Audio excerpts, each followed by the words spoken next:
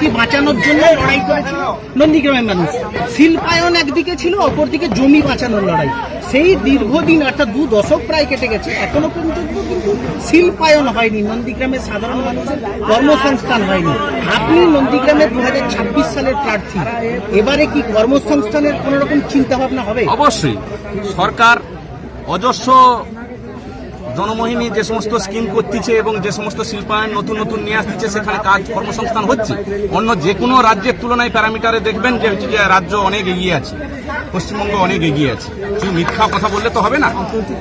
বিরোধী দলনেতা বলছেন রাজ্যে শিল্পায়ন নেই, কর্মসংস্থান নেই, লক্ষ লক্ষ পরিযায়ী শ্রমিক নেই। উনি তখন শিল্পের পক্ষে ছিল না বিপক্ষে ছিল, ওনাকেই প্রশ্ন করছে।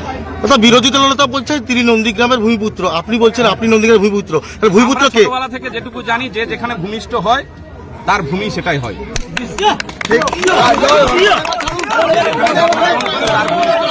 পদ মর্যাদা, উচ্চ সম্মান কেমন লাগছে? নিশ্চয়ই আনন্দিত, কারণ এই অল্প সময়ের মধ্যে দল আমাকে আস্থা এবং ভরসা করেছে, এটাই আমার বড় প্রাপ্তি। তো স্বাভাবিকভাবে আনন্দিত তো হবই। দীর্ঘদিন ধরে যে সনাতনী সংগঠনের বিভিন্ন কর্মকাণ্ডে আপনাকে দেখা যেত অনেক আগে থেকে নন্দীগ্রামে, সেই জন্যই কি তৃণমূল কংগ্রেস সরকার উপরে ভরসা রাখতে? আমি আজও সনাতনী আছি, ভবিষ্যতেও থাকবো। হিন্দুত্ব বলতে তো রাষ্ট্রায়ত্ত, ভারতীয়ত্ব। হিন্দুত্ব বলতে কোনো এক জাতিকে আক্রমণ করা নয়, কোনো নির্দিষ্ট জাতিকে আক্রমণ করা নয়। প্রকৃত হিন্দুত্বের অর্থ বুঝতে হবে, জানতে হবে। বিজেপি সবাইকে নিয়েই। শুভেন্দু অধিকারী আপনার বিপক্ষে প্রার্থী, কি বলবেন তাকে? বিপক্ষে কে আছে জানি না, আর জানার প্রয়োজন নেই। কিন্তু আমি আমার কাজ করব, আমার ভালোবাসা, আমার মানুষজন আমাকে যেভাবে স্বতঃস্ফূর্তভাবে ভালোবাসে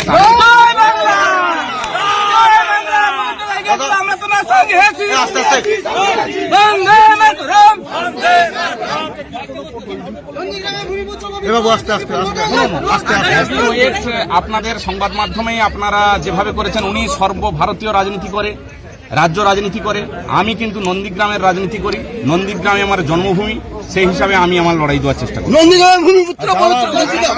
অভিযোগ বিভিন্ন মহল থেকে অন্য রাজনৈতিক দলকে বলা হচ্ছে যে তৃণমূল কংগ্রেস কর্মী একজন রবীন মান্না সেই খুনে অভিযুক্ত হয়ে ভাই জেলও খেটেছিলেন। কিভাবে দেখছেন? আমি একটা কথা প্রথমেই সংবাদ মাধ্যমের কাছে বলেছিলাম, নন্দীগ্রাম বিধানসভায় অন্যান্য যে কোনো বিধানসভার তুলনায় এখানে মামলা প্রচুর পরিমাণে, রাজনৈতিক মিথ্যা মামলা প্রচুর, তার অবসান ঘটানোর প্রয়োজন। কোন দল মত নির্বিশেষে সমস্ত দল, কমিউনিস্ট জামানা থেকে শুরু করে, যে মিথ্যা মামলা আজকে দেখলে কষ্ট হয় যে অনেক বয়স্ক মানুষ 80 বছরের বৃদ্ধারা নদী পেরোচ্ছে, কোর্টে যাচ্ছে। এর পরিবর্তন এবং স্থায়ী সমাধানের প্রয়োজন। যদি অবশ্যই আমরা জয়লাভ করে ক্ষমতায় আসতে পারি, অবশ্যই আমরা আসবো, সে তো আস্থা রাখছি। সেই জায়গায় আসার পর আমরা চাইব নন্দীগ্রামের যে অজস্র মামলা আছে, কে কোন দল করে জানার দরকার নেই, তার অবসান কিভাবে ঘটানো যায়, সরকারি সহযোগিতা নিয়ে এবং স্পেশাল কোর্ট করে কিভাবে এই সমাপ্তি ঘটানো যায়, তার এজেন্ডা অবশ্যই আমার কাছে। তারপরে আপনি বলতে চান আপনার বিরুদ্ধে যে মামলাটা করা হয়েছিল সেটা মিথ্যা মামলা, মানে যে মামলাটা আপনি শুনুন, মিথ্যা সত্যি কোর্ট বিবেচনা করবে। মিথ্যা মামলা হলে নিশ্চয়ই আমরা বেকসুর খালাস পাবো। আপনি যখন আগামীকাল থেকে ভোট প্রচারে নামবেন, মানুষের কাছে কি বলে ভোট চাইবেন? ভোট চাওয়া উন্নয়ন, ডেভেলপমেন্টের জায়গায় রাজ্য সরকার যে পরিমাণ উন্নয়ন করতেছে, কেন্দ্র সরকার সেখানে এই রাজ্যকে বঞ্চনা করতেছে। তার যে ডিফারেন্স, সেই ডিফারেন্সটাকে আমরা তুলে ধরব। যে আমরা বাড়িতে বাড়িতে গিয়ে বোঝাবার চেষ্টা করব যে রাজ্য সরকারের একাধিক জনমোহিনী স্কিম এবং কেন্দ্র সরকারের একাধিক বঞ্চনা, এর ফলে মানুষ কি চায়, সাধারণ মানুষের যে প্রত্যাশা আমরা পূরণ করতে ব্যর্থ বিজেপিতে থাকাকালীন, তার ফলে আমরা এই সাধারণ মানুষের প্রত্যাশা পূরণ করার জন্য আমরা এই পথ বেছে নিয়েছি। দাদা, এই যে বিজেপি ছেড়ে আপনি তৃণমূলে যোগ দিলেন, এর মূল কারণটা কি? সাধারণ মানুষের যে চাহিদা আমরা পূরণ করতে ব্যর্থ হচ্ছি বিজেপিতে থেকে, যে আমরা কথা দিচ্ছি, কথা রাখতে পারছি না, মিথ্যা প্রতিশ্রুতি দিচ্ছে, কোনো প্রতিশ্রুতি রক্ষা হচ্ছে না। কিন্তু আমাদের মাননীয় মুখ্যমন্ত্রী যা যা কথা বলতেছে, সমস্ত কথা অক্ষরে অক্ষরে পালন করতেছে।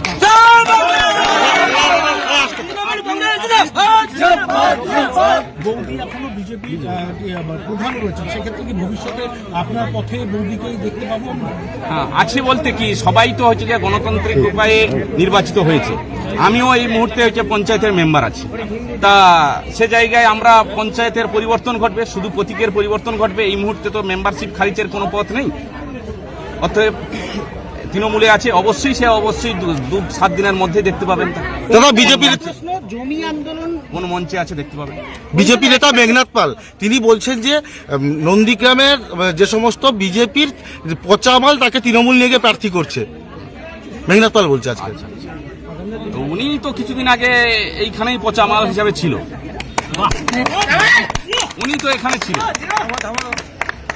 বিজেপিরা অতিষ্ঠ হয়ে যাচ্ছে, যারা পুরনো বিজেপি সব অতিষ্ঠ হয়ে যাচ্ছে।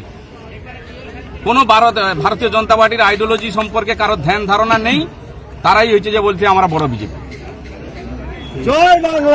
না বিজেপি করতেছে না তৃণমূল করতেছে, কোনটা করতেছে ওনারাই স্থির করবে। বিজেপি দাবি করছে নন্দীগ্রামের শুভেন্দু অধিকারীর বিরুদ্ধে প্রার্থী পবিত্রকর করে শুভেন্দু অধিকারীকে হাত খুলে দেওয়া হয়েছে, বিপুল ভোটে জিতবে।